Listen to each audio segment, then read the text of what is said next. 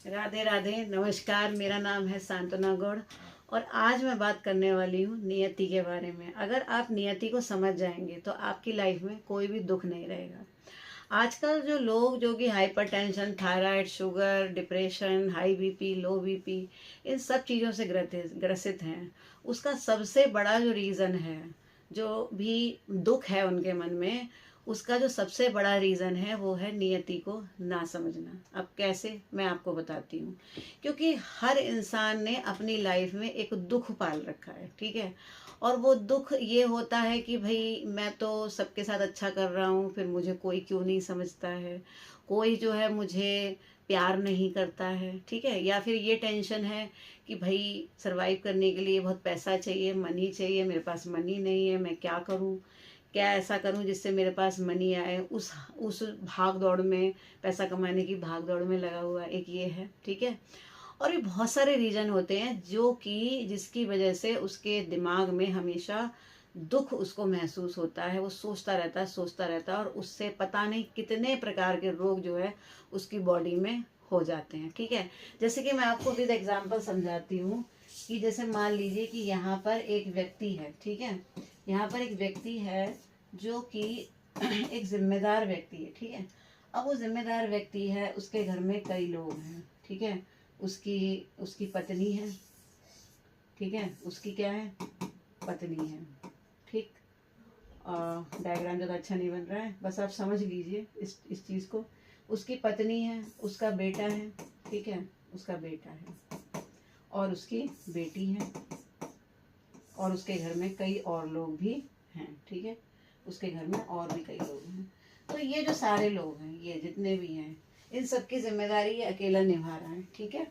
और ये लोग भी ऐसा नहीं है कि अपनी जिम्मेदारी नहीं निभा रहे, ये भी इसको रेस्पॉन्स देते हैं, लेकिन इनकी सोच अलग तरीके की है।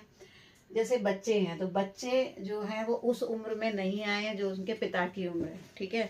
तो वो अभी चीज़ों को नहीं समझ पाते, उस तरह से मैच्योरिटी नहीं है, ठीक है। पत्नी घर का काम करती है, वो भी सारा दिन लगी रहती है, उसका अपना कॉन्सेप्ट है ना। अब ये जब आते हैं तो इनको क्या लगता है कि भाई मैं जो है सबके लिए कर रहा हूँ तो मुझे समझा जाए। ये अपनी बात को समझा रहे हैं, कोई समझ नहीं पा रहा इनको, ठीक है। और कई बार क्या होता है कि सच में कई बार होता है कि रिश्ते हमारे ऐसे निकल आते हैं, कई रिश्ते, चाहे वो पत्नी का हो, बेटे का हो, या कोई रिश्तेदार हो, या फिर कोई भी हो, ठीक है। कोई भी कुछ रिश्ते हमारे जीवन में ऐसे आते हैं जो हमें समझ ही नहीं पाते। हम उन्हें कितना भी समझाएं लेकिन वो हमें नहीं समझ पाते। तो ऐसी स्थिति में हमें क्या करना है, क्या सोचते ही रहना है हर समय? हर समय सोचते रहना है कि अरे मेरी लाइफ में ऐसा है, मैं बहुत अकेला रह गया हूँ, मुझे कोई समझने वाला नहीं है, मेरा क्या होगा। और उस सोच सोच के अपने आप को हम क्या कर रहे हैं, बिल्कुल जैसे होता है ना कि अपने आप को एक सेंट्रलाइज कर लेते हैं हम, हमारा केंद्र बिंदु, यानी बीच में हम खड़े हैं और हमारे चारों तरफ बस यही बातें होती हैं कि वो खराब है, उसके अंदर ये खराबी है, वो मुझे नहीं समझता है कि मतलब उसने मेरी हेल्प नहीं की कभी भी, मैंने उसके साथ इतना सब कुछ किया है ना। या फिर मेरे पास पैसा नहीं है, भगवान मुझे इतना क्यों नहीं दे रहा है, मैं सब कुछ करता हूँ, ठीक है, अपना कर्म अच्छे से कर रहा हूँ, फिर भी मुझे नहीं मिल रहा है। ये पर्सन मेरे लिए ऐसा क्यों है जबकि मैंने तो इसके साथ बहुत अच्छा किया है ना। तो ये जो बातें हैं ये चारों तरफ घर कर रही हैं। अब इनसे कैसे बचें और कैसे हम इन रोगों से मुक्ति पाएं जो हमारे अंदर हो रहे हैं, ठीक है। मैं आपको बता रही हूँ, डेफिनेट जितने भी रोग होते हैं ना हमारे अंदर, ये जो अब चल रहे हैं, थायराइड, शुगर और ये high BP, low BP, hypertension, है ना, ये जितने भी जो डिसीज़ हैं वो क्यों पैदा हो रही हैं, उसका रीज़न क्या है? उसका रीज़न बायोलॉजिकली भी है लेकिन उससे ज़्यादा मेंटली है। कैसे? अब आप देखिए, जो लोग, कई लोग ऐसे हैं जो कैंसर जैसी बीमारी से पीड़ित हैं लेकिन उन्होंने अपने जीवन में कैंसर के बारे में सोचा ही नहीं और कैंसर से मुक्त हो गए। उन्होंने ये सोचा कि मुझे कैंसर नहीं है, मुझे कोई बीमारी नहीं है, दवाई लेते रहे लेकिन अपने अंदर उसका एक जो भय है उसको अपने अंदर नहीं आने दिया। तो इसको कहते हैं पॉजिटिविटी। तो पॉजिटिविटी अगर हमें अपनी लाइफ में लानी है तो हमें सबसे पहले नियति को समझना पड़ेगा। अब नियति क्या है, देखिए, जैसे मान लीजिए कि इस पर्सन को कोई भी समझ नहीं पा रहा है, ठीक है, कोई भी नहीं समझ पा रहा और ये बेचारा बिल्कुल अकेला पड़ गया। कैसा है? अकेला, ठीक है। अभी कोई नहीं समझ पा रहा इनमें से, कोई रिश्तेदार वगैरह इन सब में से कोई नहीं समझ पा रहा। तो अब ये बहुत ज़्यादा डिप्रेशन में आ गया है, ठीक है। अब इसको क्या करना चाहिए, इसको समझना चाहिए नियति। नियति क्या होती है, नियति का मतलब क्या है आपने जुबिन नौटियाल जी का एक गाना जरूर सुना होगा, एक भजन सुना होगा कि नियति भेद नहीं करती, जो लेती है वो देती है, जो बोएगा वो काटेगा, ये जग कर्मों की खेती है। अगर हम ये चीज़ समझ जाए ना तो हमें कोई दुख ही नहीं होगा लाइफ में, हम एकदम पॉजिटिव हो जाएंगे, हमें सब अच्छे लगेंगे, चाहे कोई हमें समझे या ना समझे, लेकिन फिर भी हम अपने जीवन में हमेशा खुश रहेंगे। तो पहले हमें नियति को समझना पड़ेगा। तो नियति क्या है, नियति ये है कि अगर इनसे मुझे कोई दुख मिल रहा है, ठीक है, मेरी पत्नी मुझे नहीं समझ पा रही, मेरा बेटा मुझे नहीं समझ रहा, मेरी बेटी मुझे सही नहीं समझ पा रही है, या किसी ने मेरे साथ क्या किया है, धोखा किया है, तो वो मेरे साथ क्यों हो रहा है, ये सोचता है कि हाय मेरे साथ हो रहा है, क्यों हो रहा है, मैंने तो किसी के साथ बुरा नहीं किया, क्या भगवान जो है मेरे मेरे इतने एंटी हो गए हैं। ये सब बातें सोच सोच के ये क्या कर रहा है, अपने अंदर डिप्रेशन ला रहा है। अब इसको सोचना क्या चाहिए, इसको ये सोचना चाहिए कि अगर मुझे इनसे धोखा मिल रहा है, अगर मुझे इनसे कोई मिसअंडरस्टैंडिंग हो रही है, ये मुझे नहीं समझ पा रहे हैं, तो वो क्या है, मेरी नियति है। नियति का मतलब क्या हुआ कि जैसे कर्म मैं करके आया हूँ, जो मैंने लोगों को दिया है, ठीक है, इस जन्म में नहीं दिया तो पिछले कई जन्मों में दिया है, तो जैसे कर्म मैं करके आया हूँ वैसे ही कर्म जो है, वही कर्म वापस मेरे पास आ रहे हैं। मेरा आपने पिछला वीडियो अगर देखा हो तो मैंने आपको संचित कर्म, क्रियमाण कर्म और प्रारब्ध कर्म और आगामी कर्म, 4 कर्मों के बारे में बताया था कि कर्म क्या होते हैं। तो तो ये ऐसा होता है, नियति को कैसे समझा जाए कि भाई मैं कुछ कर्म इनके साथ करके आया हूँ, हो सकता है पिछले जन्म में ये पत्नी जो है ये मेरी बहन हो, ठीक है, और मैंने इसे कभी ना समझा हो सकता है जो मेरी बेटी बन के पैदा हुई या मेरा बेटा बन के पैदा हुआ, ठीक है, वो मैं पिछले जन्म में उनका दोस्त रहा हूँ, मैंने उनको धोखा दिया हो, ठीक है, मैंने उनको नहीं समझा हो। तो जितने भी लोग हमारी लाइफ में आते हैं जो हमसे एंटी होते हैं, जो हमें नहीं समझते, एक्चुअल में वो देवदूत के समान होते हैं हमारे लिए। इस बात को हमें समझना है, ठीक है, वो हमारे लिए देवदूत हैं, वो हमें लर्निंग देने आते हैं क्योंकि जब हमारा जन्म होता है तो उससे पहले ही हमारा प्रारब्ध रच दिया जाता है कि आपने पिछले जन्मों में ये बुरे कर्म किए हैं, तो आपको अब अगले जन्म में जाके लर्निंग लेनी होगी, और उन कर्मों की लर्निंग लेने के लिए आपके पास ये लोग भेजे जाएंगे, पिछले जन्म वाले वो किसी भी रूप में भेजे जाएंगे, है ना, ऐसा होता है। तो अगर हमारे पास कोई भी व्यक्ति है जो हमें धोखा देता है, जो हमें नहीं समझ पाता है, तो एक्चुअल में वो हमारा कर्म ही है। और अगर हम ये बात मान लें, इसको एक्सेप्ट कर लें, सबसे जरूरी क्या है, एक्सेप्टेंस, ठीक है, एक्सेप्टेंस। मैं एक्सेप्ट करता हूँ कि अगर मेरी लाइफ में कोई भी दुख है इन सब से, तो वो जो दुख है वो मेरी ही वजह से है, वो मेरा ही कर्म है। अब इसका उपाय क्या है कि मैं अपने कर्म सुधारता हूँ, ठीक है।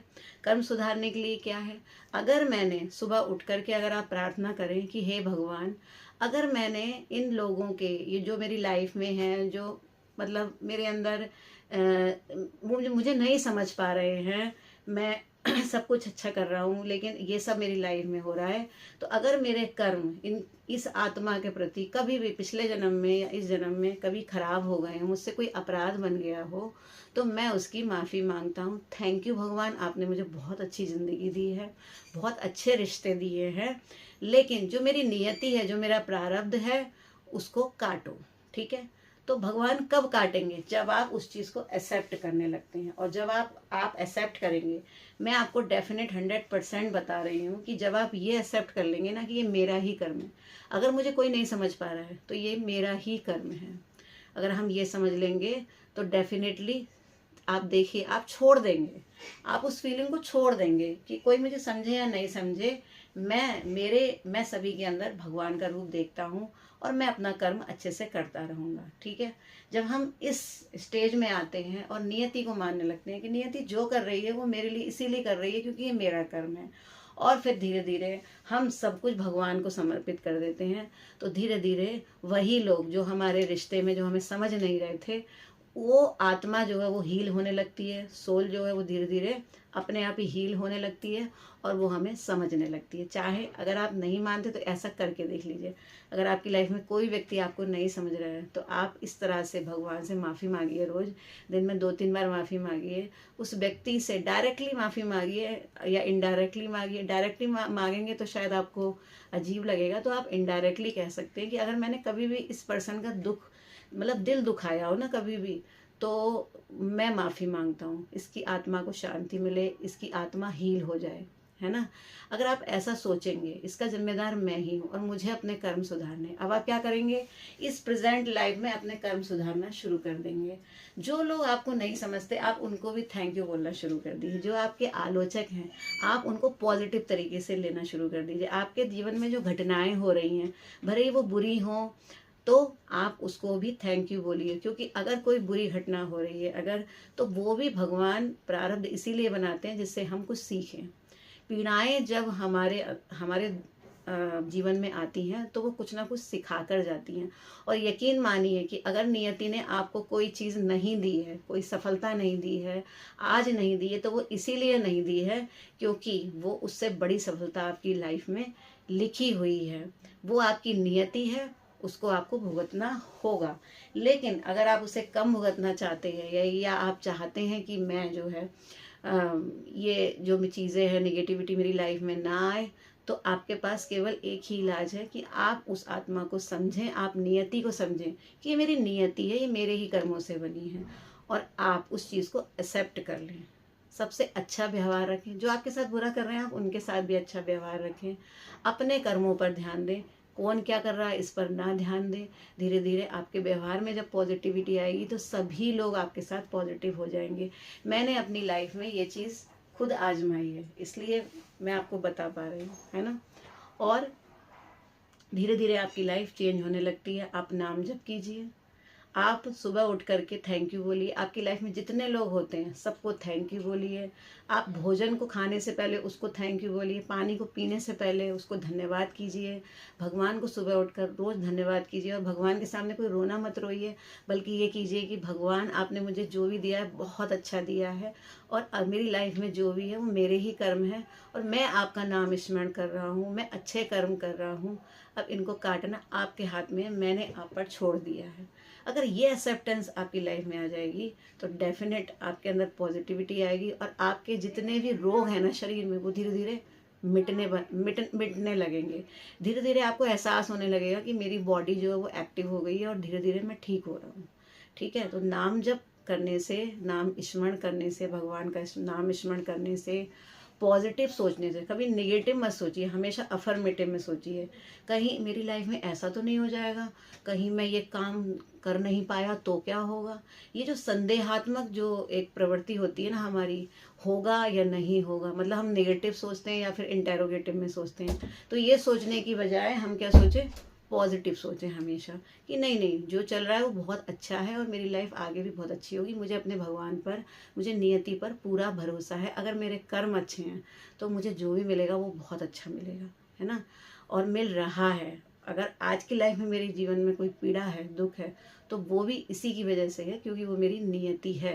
लेकिन इस नियति को मैं बदल सकता हूँ अपने अच्छे कर्मों से, अपनी पॉजिटिविटी से, अपने नाम जप से, अपने भगवत स्मरण से और अच्छे कर्मों से। ठीक है, तो मुझे सबसे अच्छा व्यवहार बना कर रखना है, मुझे सबको पॉजिटिव वाइब्रेशन देनी है ना। जब हम इस चीज़ को एक्सेप्ट करके और सबके साथ अच्छा व्यवहार करते हैं, सबके साथ घुल मिल कर बैठते हैं, तो धीरे धीरे सबका व्यवहार हमारे साथ अच्छा होने लगता है।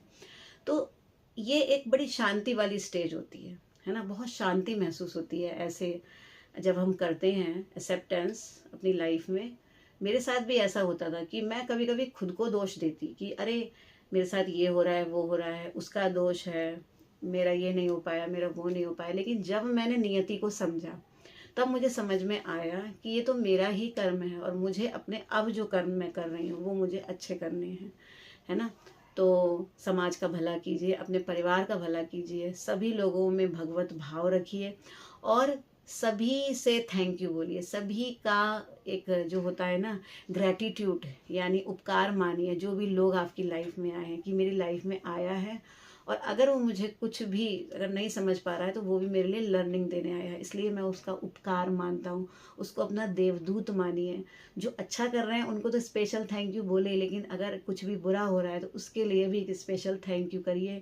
भगवान से माफ़ी मांगिए अपने पिछले कर्मों के लिए, अगर कुछ भी ऐसा हुआ है आपकी लाइफ में। देखिए आपकी लाइफ एकदम चेंज हो जाएगी। बस आपको नियति पर भरोसा रखना है, आपको ब्रह्मांड पर भरोसा रखना है। ब्रह्मांड से आप जो भी कहेंगे आपको मिलना शुरू हो जाएगा, आपके दिन अच्छे होते चले जाएंगे, आपके रिश्ते बहुत अच्छे होते चले जाएंगे। तो ये एक प्रोसीजर होता है। आप नियति को समझिए, एक्सेप्ट करिए और आगे बढ़ जाइए। सारी बीमारियां ठीक होने लगेंगी, आपके रिश्ते अच्छे होने लगेंगे और आप खुद में इतनी शांति महसूस करेंगे, एक बदलाव महसूस करेंगे। और जब हमारे अंदर शांति होती है ना, जब ठहराव होता है, तो हर हर काम को हम अच्छे से करते हैं और फिर हमारी सफलता का टाइम शुरू हो जाता है। ऐसा होता है। ठीक है, तो अगर मैं जो भी आपको बता रही हूँ आपको कुछ भी अच्छा लगा हो तो आप मुझे कमेंट करके ज़रूर बताइए, और कुछ भी विचार हों आपके तो मुझे ज़रूर दीजिए। तो फिर मिलती हूँ एक नए अच्छे सुंदर विचार के साथ। नमस्कार, राधे राधे।